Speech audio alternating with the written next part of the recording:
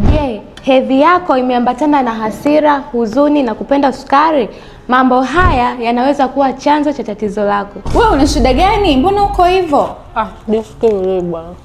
Hakikisha kazi yangu niliyokupa jana unanikabidhi leo kabla hujaondoka. Choka bwana. Changamka wewe, unalalalala nini wewe? Niache bwana. Sasa, kabla na wakati wa hedhi, mwili hupitia mabadiliko ya homoni yanayoathiri hisia, mood na utulivu wa akili, na mabadiliko hayo tunaita mood changes. Haya ni mabadiliko yanayotokea kwa mwanamke au ni dalili mojawapo zinazojionyesha kwa mwanamke wakati wa hedhi zinazoashiria kuwa ana mvurugiko wa homoni. Mfano, akiwa na hasira, huzuni, kukosa nguvu au motisha ya kufanya kazi yoyote. Haya yote yanaashiria kuwa ana mvurugiko wa homoni au hormone imbalance, ambayo maana yake ni kwamba homoni moja au zaidi hazipo kwenye kiwango sahihi mwilini mwake. Katika mzunguko wa hedhi wa mwanamke, homoni huwa zinapanda na kushuka.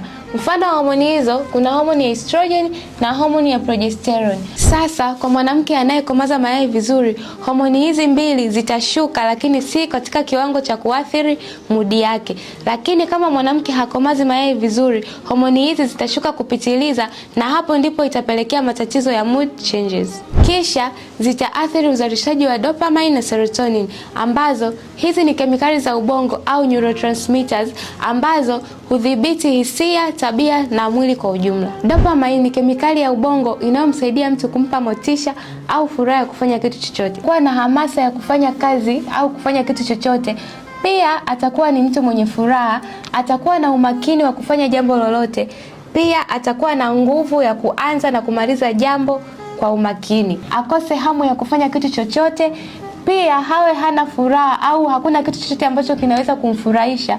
Atakosa umakini wa kufanya jambo lolote. Pia atahisi uvivu na uchovu katika kitu chochote anachokifanya. Na serotonin, hii ni kemikali ya ubongo inayosaidia mtu kumpa mudi nzuri na kumpatia utulivu wa akili. Awe tulivu na imara, pia apate usingizi mzuri, aweze kudhibiti hisia zake, apate amani na utulivu wa akili na kudhibiti hamu ya kula. Lakini serotonin inapokuwa kwenye kiwango cha chini, ambapo anakuwa kwenye siku zake au wakati wa hedhi, itampelekea awe mtu mwenye huzuni na msongo wa mawazo, atapata shida ya kulala, atakuwa ni mtu mwenye hasira na mkali, pia atakuwa ni mwenye mawazo mengi, wasiwasi na kukosa utulivu, na atakuwa mtu anayependa kula vitu vyenye sukari. Na hizi ndizo sababu zinazochangia mwanamke akiwa wakati wa hedhi apate mabadiliko ya hisia au mood changes. Vyakula vyenye sukari, mfano pipi, juisi, chocolate na kadhalika.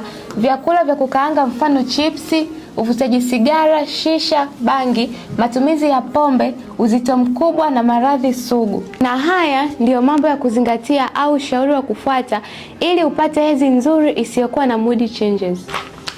Badili lishe yako, epuka vyakula vya kukaanga na vyakula vyenye sukari. Pangilia chakula chako kwa kufuata kitabu chetu cha sayansi ya mapishi. Kitabu hiki kitakupa mwongozo wa namna sahihi ya kula. Badili mtindo wako wa maisha, yani lifestyle. Epuka tabia hatarishi kama uvutaji sigara, uvutaji shisha, unywaji pombe na kadhalika. Jenga tabia ya kufanya mazoezi hata kama haupo katika siku zako. Pima afya yako mara kwa mara ili kujua kama una matatizo yanayopelekea mvurugiko wa homoni. Tumia virutubisho sahihi vitakavyokusaidia kuondoa madhara ya sumu ambayo yanachochea mvurugiko wa homoni. Mfano, omega 3 fish oil pamoja na D3 plus K2.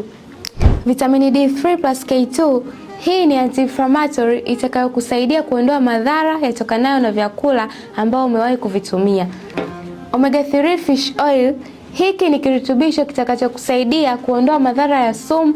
Pia inaongeza ufanisi wa kuzima madhara yatokanayo na sumu za vyakula. Ukivitumia hivi kwa pamoja, vitakupa msaada mkubwa kwa pamoja na kuimarisha afya yako kwa ujumla. Watu wengi wanafikiri kwamba kula kiafya na kufanya mazoezi ni adhabu, lakini ni kushauri tu, inatakiwa iwe ni sehemu ya maisha yako ili uwe na afya njema. Pia virutubisho hivi ni asili na vitakupa matokeo mazuri kwa wakati sahihi. Ni kushauri utumie miezi 3 mpaka 4 mfululizo kwa matokeo mazuri na ya kudumu. Kwa ushauri zaidi, vipimo na matibabu, au kwa ajili ya kupata virutubisho hivi, tupigie kwa simu namba zinazopita chini ya skrini yako.